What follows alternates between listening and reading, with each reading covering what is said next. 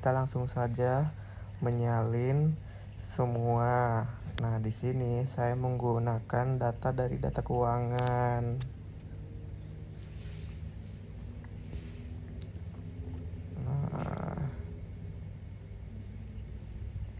Terus kita pindahkan ke aplikasi SPSS.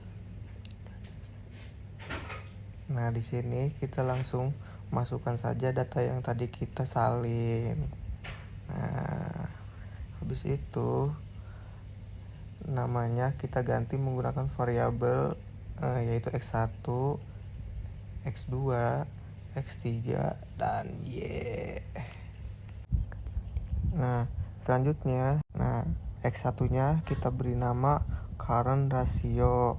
Nah, X2-nya kita ganti NPM, X3-nya DER, dan Y-nya harga saham. Nah, kita ubah ke 0. Selanjutnya pindah ke analyze, masuk ke regression, linear. Habis itu harga saham kita masukkan ke dependent, dan X1, X2, dan X3-nya kita masukkan ke independent. Ke statistik, constraint collinearity, matrix, dan Darwin Watson-nya. Continue. Ke plot, Z-prep-nya masukin ke X, stresitnya ke Y, lalu histogramnya dicontreng, dan understand-nya kita contreng, lalu continue, lalu oke. Dan di sini kita tunggu hasil outputnya.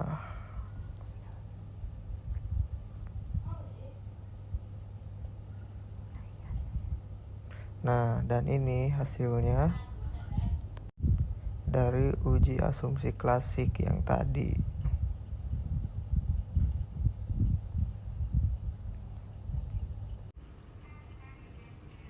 Lalu ini hasil-hasilnya.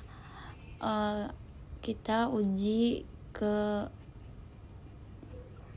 non-parametric text-nya, ke dialog, lalu ke one sample kolomograph karena kita menggunakan normalitasnya one sample kolomograph Smirnov. Dan hasilnya masih lebih besar dari 0,05. Jadi kita membuat outlier dari deskriptif ke explore, dan variabel semuanya dimasukin ke dependent list. Terus statistiknya dipencet ke outlier. Continue. Oke. Kita tunggu. Nah, di sini ada beberapa data yang mempengaruhi signifikan. Jadi yang nomor-nomor ini kita harus hapus atau kita buang.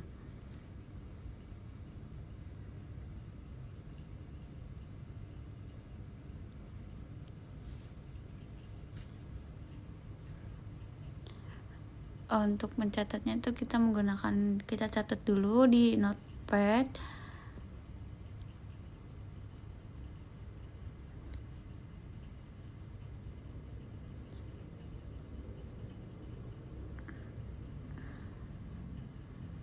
Ini yang sudah saya percepat aja, ini yang saya sudah catat ya. Yang data yang harus dibuang tuh nomor berapa saja.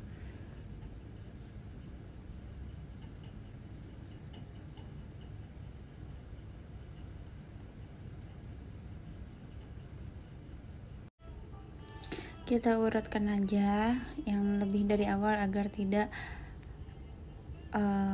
pusing ya. Ini ada nomor 1, 3, 4, 6, 9, 10, 12, 14, 17, 18, 20 yang kita hapus. Ada nomor 22, 25, 26, 28, 30, 33, 33, 40, 41, 48, 49. Ini kita buang-buang dulu ya.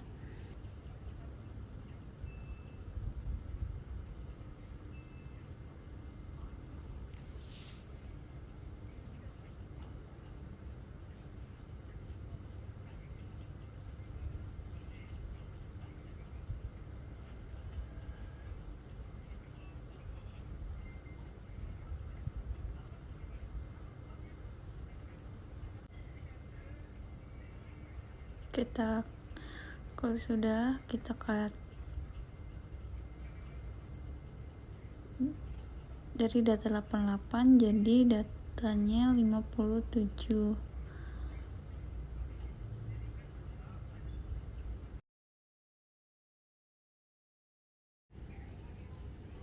Kita masuk analyze terus ke linear, lalu kita uji lagi data yang sudah di outlier-nya apakah sudah memenuhi signifikan atau sudah normalitas.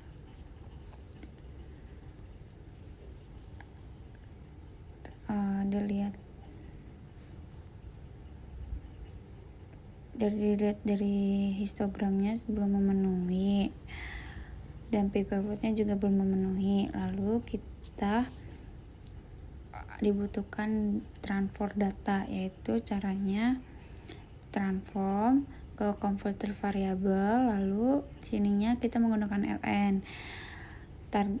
Namanya ln x1 saja.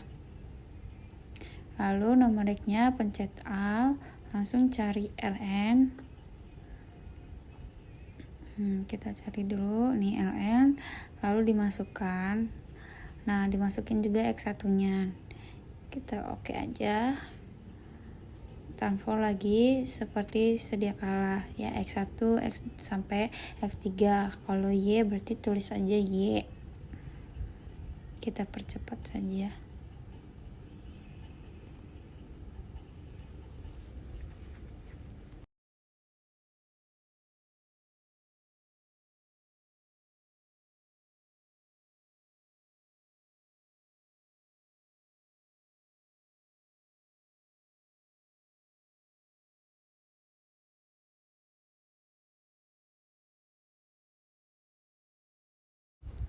Lalu kita sudah transform, lalu kita uji kembali.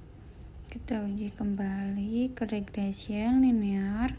Lalu x1-nya ini diganti ke data yang sudah transform, yaitu lny.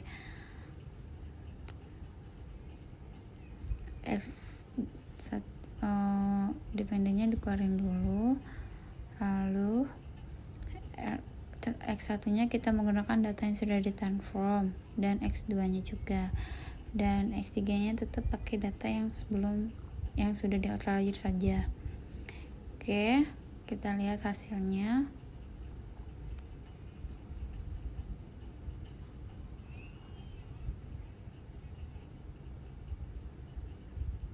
Terlihat sudah signifikan atau normal ya. Agar kita lebih terlihat normal apa tidaknya, kita uji sound sample kolmografnya. Itu masukkan res yang terakhir kita gunakan, yaitu res 3. Oke, kita pencet. Sudah ada hasilnya. Karena kita hanya menguji dua, yaitu normalitas dan uji multikolonialitas. Ya, ini hasil uji normalitas sebelum di outlier dan transform. Dilihat dari hasilnya, dilihat dari asymmetric 2 Taylor, yaitu 0,00. Sedangkan hasil yang harus kita dapatkan itu 0, lebih besar dari 0,05. Nah, yang ini hasil uji normalitas setelah di outlier dan di transform. Kita mendapatkan hasilnya 200, 0,200. Nah, ini sudah memenuhi bahwa data kita ini sudah normal. Nah, yang kedua ini hasil multikolonialitas.